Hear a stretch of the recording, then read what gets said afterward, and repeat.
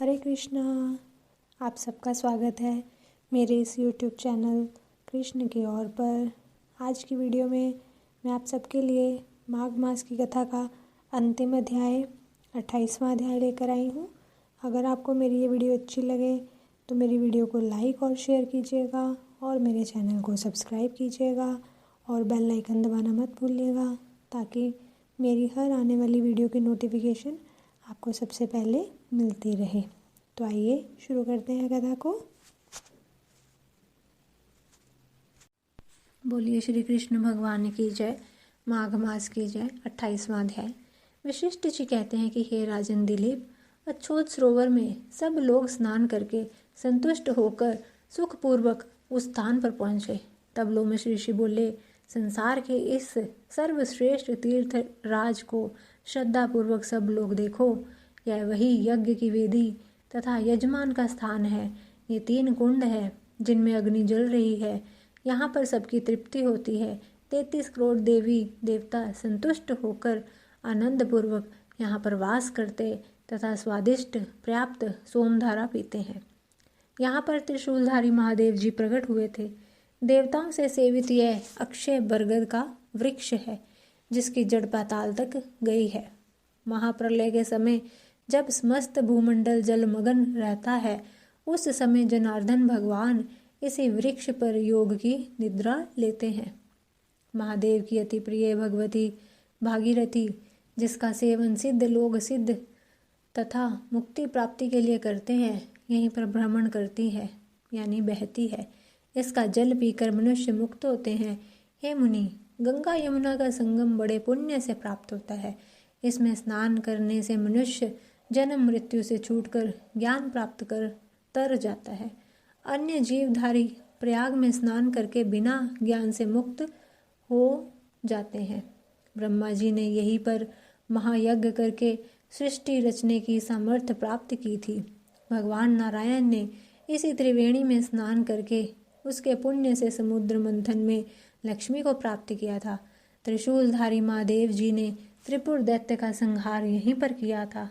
प्राचीन काल में इंद्र के शाप वश स्वर्ग से निकाली गई उर्वशी को यहाँ पर स्नान करने से शीघ्र ही पुण्य स्वर्ग मिला था। नहुल कुल के राजा ययाति ने वंशधर पुत्र को प्राप्त किया था। हे द्विज श्रेष्ठ, प्रयाग के पुण्य संगम में पुत्र चाहने वालों को श्रद्धापूर्वक स्नान करना चाहिए। प्राचीन काल में इंद्र ने यहीं पर स्नान करके अपनी माया से कुबेर को धन को पाया था। नर और नारायण ने यहाँ पर हजारों वर्ष निराहार रहकर उत्तम धर्म किया था तथा शिव की आराधना में तत्पर कश्यप ऋषि ने यहीं पर तप किया था। इस तीर्थ में तप करके भारद्वाज, कश्यप आदि 7 ऋषियों ने सप्त ऋषि का उत्तम पद प्राप्त किया था। हे ब्राह्मण, प्राचीन काल में इसी क्षेत्र में आत्म तत्व ज्ञानी संकादिक ऋषियों ने योग सिद्धि पाई थी। गंगा यमुना के संगम में स्नान करने से सब पाप छूट जाते हैं। मुक्ति को चाहने वाले पुत्र तथा कन्या सब हमारे कहे हुए इस गंगा यमुना के संगम में स्नान करो। त्रिवेणी के जल में स्नान करने से तुम्हारे पहले किए हुए सब पाप नष्ट हो जाएंगे तथा इसके महाफल से संपूर्ण वैभव प्राप्त करोगे। ऋषि ने के अलंघनीय सत्य वचन सुनकर वे सब श्रद्धापूर्वक प्रयाग में स्नान करते ही पिशाच योनि से मुक्त होकर अपने वास्तविक शरीर को प्राप्त हो गए। वेद निधि ने अपने पुत्र तथा दिव्य रूप वाली अति सुंदरी कन्याओं को देखकर प्रसन्नचित्त लोमश ऋषि से कहा कि हे महर्षि, आपके अनुग्रह से ही ये सब पाप से मुक्त हुए हैं। अब इन बालकों का योग्य धर्मोपदेश कीजिए। लोमश ऋषि ने कहा कि इस युवा कुमार ने वेदों का अध्ययन समाप्त कर लिया है। मैं प्रीतिपूर्वक कहता हूँ कि इनके कर कमल को ग्रहण करें। तब लोमश ऋषि तथा उनके पिता की आज्ञा से उस ब्रह्मचारी ने वेद मंत्रों तथा ऋषियों से मंगलाचरण पूर्वक धार्मिक विधि के अनुसार उन 5 कन्याओं का पानी ग्रहण विवाह किया। उन कन्याओं के मनोरथ पूर्ण होने से वे सब अत्यंत प्रसन्न हुई। साथ ही कुमार भी अत्यंत संतुष्ट हुआ। तत्पश्चात लोमश ऋषि अभिवादन पाकर देवताओं से सेवित मेरु पर्वत पर चले गए। तब हे राजन, वेद निधि पर संचित अपने पुत्र तथा 5 बहुओं को साथ लेकर कुबेर के नगर को गए।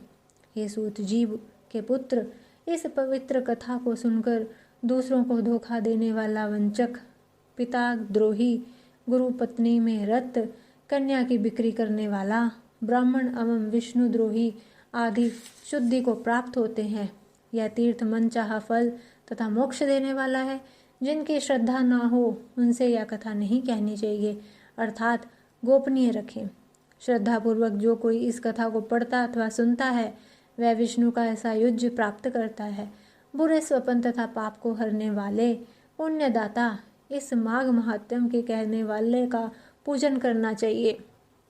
जो कोई इस दिव्य माघ महात्म्य को सुनता अथवा पाठ करता है उसके सब मनोरथ पूर्ण होते हैं तथा सब पापों से छूटकर वह विष्णु लोक को प्राप्त होता है। धर्महीन के लिए यह दुर्लभ है। इसको सबसे पहले ब्रह्मा जी ने वशिष्ठ मुनि से कहा था, उसी को दत्तात्रेय जी ने कहा, फिर वशिष्ठ जी ने राजा दिलीप से कहा और मैंने कार्तिवीर को सुनाया। जिस घर में इस महात्म्य की पूजा होती है उस घर में भगवान नारायण सर्वदा पूजित रहते हैं। पुष्कर, प्रयाग, गंगा सागर, देवालय, कुरुक्षेत्र तथा काशी जी में इसका पाठ अवश्य करना चाहिए। ग्रहण के समय पुष्कर तीर्थ में इसका पाठ करने से दुगना फल मिलता है। हे सूत जी के पुत्र, पुराण पढ़ने वाले तथा इस महात्म्य को सुनाने वाले ब्राह्मण का पूजन करके गायें, भूमि, वस्त्र, द्रव्य तथा आभूषण इत्यादि बहुमूल्य पदार्थ दान देकर संतुष्ट करना चाहिए। इससे उसको किसी प्रकार की पीड़ा नहीं सताती तथा अंत में विष्णु लोक को प्राप्त होता है। बोलिए श्री कृष्ण भगवान की जय। माघ मास की जय। परमपिता परमात्मा की असीम कृपा से, श्री कृष्ण के असीम कृपा से, प्रेम से यह माघ महात्म्य संपन्न हुआ। आपको मेरी ये वीडियो कैसी लगी कमेंट करके ज़रूर बताइएगा। मिलते हैं अपनी अगली वीडियो के साथ, तब तक के लिए हरे कृष्णा।